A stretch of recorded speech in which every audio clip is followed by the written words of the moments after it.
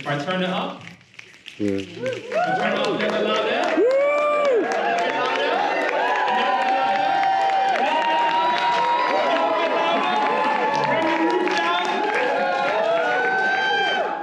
Oh, we didn't even practice that last bit. You apply to you. You believe that you are special. A problem with the Parliament. Somehow the rules do not apply to you.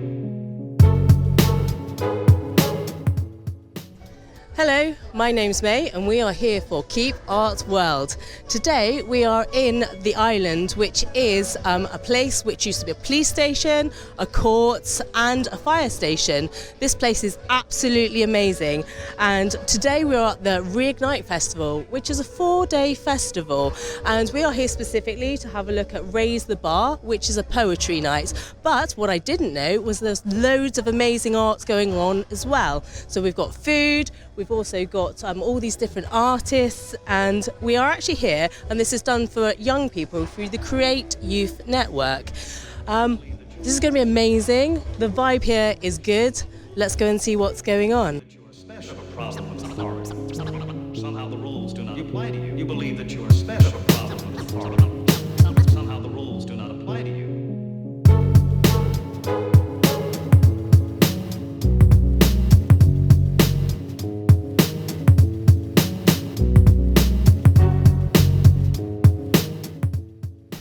I'm here with Siley Kadebe, and he is the host and organiser of the event tonight. Siley, tell me about this event. So this event, I was invited by Millie Wood-Downie to be part of the Reignite Festival, and I organise events with and host events for Raise the Bar as well. So I thought it was a great chance to be able to bring that Raise the Bar energy and Raise the Bar vibe to the Reignite Festival. So Millie tapped me on the shoulder. I tapped Danny and the team on the shoulder and said, is there something we want to do? And yeah, we got the thumbs up and jumped into it. Okay, and so this actual event tonight, how long did it take you to put together? So when I was invited to hold this event or to present something for Reignite Festival, I had it in the back of my mind artists that I wanted to work with. They're people who I've met on the scene, people who've inspired me, people who I've met later on during my creative practice, and I thought it'd be great to have all these people in a room together. So we have a good old poetry friend of mine, a movement artist who I've worked with a few times, and we're sort of like stoking the fires of a creative project, and a newer artist who I've met over the last year and a half who's really caught my attention and does everything that I think embodies the spirit of spoken word and poetry and art that I really relate to. Okay, and who are you really excited to see tonight? Everyone. Like, I think open mic is always a nice treat because there's going to be new faces and familiar faces and people trying out new things.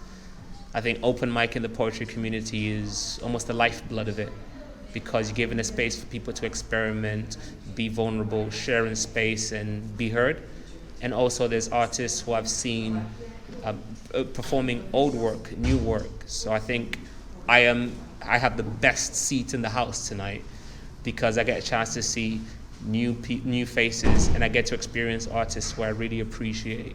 So I think I am spoiled for choice. I will be a kid in a candy shop, to pardon the cliche, but yeah, I think I have the best seat in the house to listen to so much great art tonight.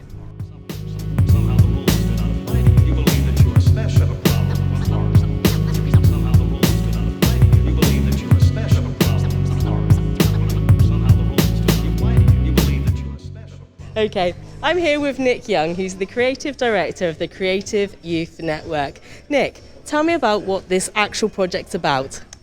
Reignite as a project is about, after a really tough time over the past year or two, obviously for people at large, but we're an organisation that works with young people and works with a lot of young artists. We found that young people in particular have been very badly hit by the pandemic, mental health, confidence. You know, they're at a real critical stage of transitioning from in various stages. That might be from primary school to secondary school to college. But for a lot of the young people that we're working with here, you know, this is the time when they would have been emerging into the world as professional artists in their own right. and many of them had projects that they were just receiving funding for the first time, or they were managing to get space, or they were managing, and all of that was kind of swept out from underneath their feet.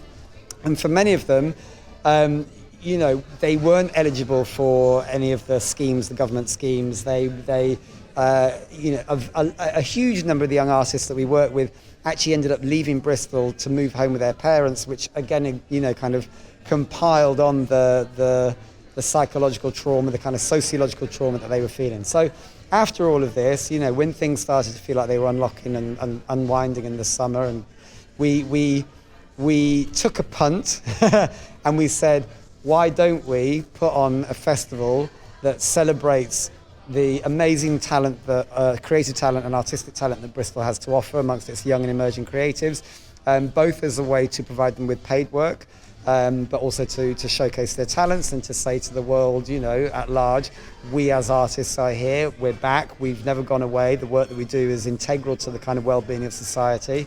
And so that was the idea, but we kind of felt it appropriate to say, well, actually, rather than us kind of going out and finding a bunch of artists and programming them and all the rest of it, to actually kind of hand over wholesale the project to young creatives, and then for us to kind of to support in the best way that we could, which is with a building, which is with funding, which is with, you know, some of that kind of learned experience around production, around kind of creative direction, that kind of stuff. So really, so we recruited a young person called Millie Wood-Downie, who we have worked with for a number of years now, from when she was you know, kind of just beginning that kind of journey into kind of becoming a fully fledged creative practitioner in her own right.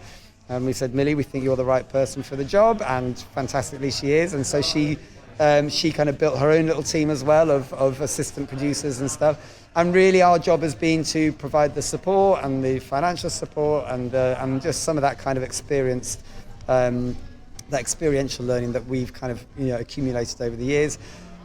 But, you know, she has led a team of young creatives and young practitioners to pull together what is a phenomenal celebration over 4 days of art, of installation, of performance, of music, of food. You know, even the bars and the food are being run by, you know, young people who are at the beginning of their careers in catering or hospitality. So, yeah, that was a long-winded answer to what this is all about.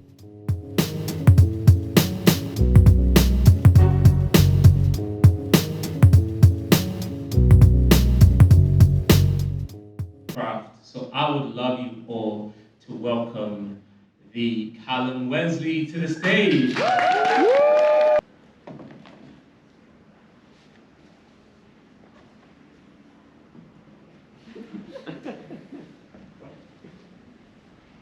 In which the poet personifies rain and tries not to be too sad about it.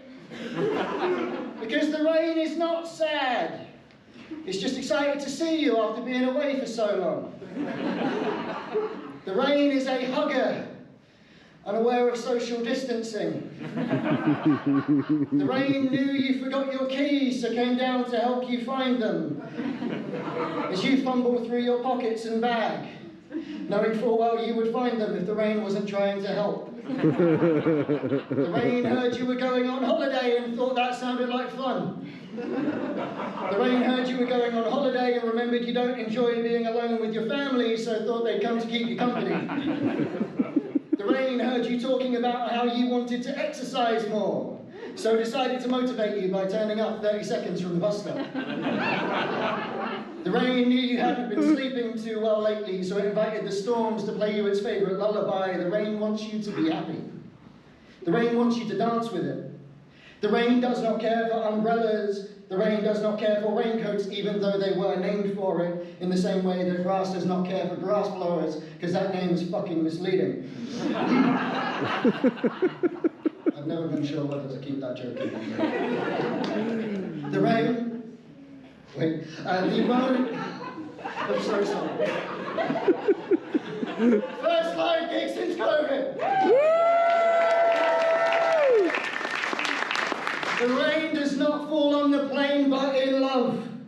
The rain falls in love with the earth and together they fuck. Like rabbits.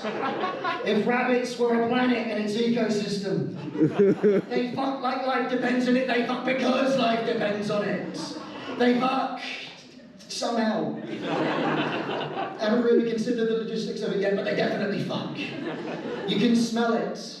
When the sheets come off, when the rain smokes outside, the earth smells like it has been fucked for so long. And all the earth knows how to do now is fuck. Maybe. But the rain doesn't care. The rain has a short attention span, and soon the rain goes back to trampolining off of leaves and holding meetings in gutters.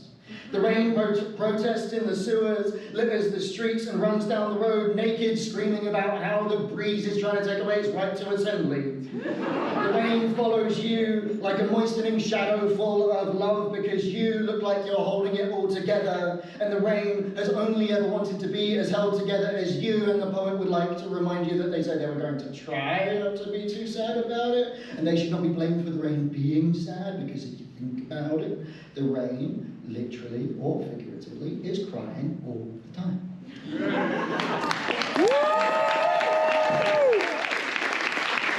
I'm with Callum Wensley tonight, and they are one of the artists here, and they were talking about various different things tonight, and I would like to talk about some of your poems. Mm-hmm. You talked about being down in COVID. Tell me about your process of writing poems during this time. It's chopped and changed as life has progressed. During the start of COVID, I joined a load of poetry groups that were like, okay, we can't do anything right now, let's try and write either daily or at least prompt each other to write daily. And that was really good for the first sort of couple of months. Then sadly in April my dad passed away, and that kind of very heavily hit my creative process. I didn't want to really write anymore. Writing became about grief. And as much as I enjoy writing stuff that may make other people cry, I like writing about making myself cry. It doesn't seem conducive to a healthy working environment. So as time has gone on over COVID, I've learned to sort of approach that space with caution, and it's become a space of I help to write with other people. So I've been working with a couple of poets on their own collections, been doing more editing work rather than producing for myself. And as we are obviously now quite a way into it, how would you say it's been for your mind? How would you describe that it's helped you? I think it's given me a clear understanding of what it is that I want to write for myself versus what it is that I want to write for other people, what I want them to take away from either my performances or from reading my work. I think I'm more in tune with the feeling of a poem when I get to the end of it than I used to be at the start of COVID. It used to be a case of I might write something sad that I can make a joke of when I'm performing, or whereas now it's like I want this to have this feeling, and I feel that I am capable of doing that. Your poems really hit, they resounded with me, but something I do have to say, we've got to talk about this jumper. Tell me what's going on, I love it. So again, with not wanting to be too over about like the set being about my dad, a lot of what I'm wearing this evening is either things that he's given me or things that he would have worn himself. So this was a gift from my dad, and I'm wearing the Docs because my dad used to love his Docs, so I thought I'd do that little homage to him. Thank you. Others to the realities they face. Cupboards go empty and some live on streets. Small pay and from the system, smaller grace they see. Sad reality. Some get flaunt and possessed with no heart to truly produce a legacy. I'm with Millie Wood-Downie, and she is the lead creative of this evening. Millie, that was absolutely amazing. Tell me about what happened inside tonight. So we had the amazing Raise the Bar spoken word troupe. Some long-time friends of mine. We had an amazing mix of kind of open mic and some kind of set like headline performers that are kind of core Raise the Bar crew. They also had a young commission from a girl called Melisa, so they commissioned through the kind of fee that they got through Reignite to get Melisa on board. So we just listened to some amazing poetry, and it was just a really great vibe, I think. Really, really great.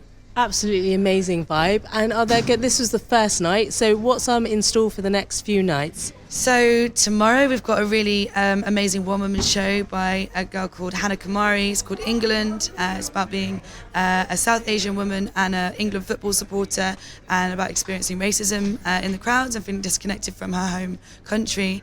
And then on Friday we've got a huge drag company called House of Savalon in, so loads of like cabaret acts. Just before that, we've got a networking event called Connect, where I'll be speaking at, so it's definitely worth coming down to. And in and around that, we've got, everything. We've got food, drink, DJs, good vibes, so yeah. If you want some good vibes, come down. So yeah, we came tonight for the poetry evening. It was absolutely amazing. There's some amazing stuff going on there. And actually, it was so much more. There was art here, there was performing, movement, food, music, drink. Do you know what? That's what happens in Bristol. It's one of those things where we came for one thing and got so much more. If you like what you saw tonight, then subscribe, share, making this up as I go along. No, you absolutely have to subscribe and share. That's Keep Art World.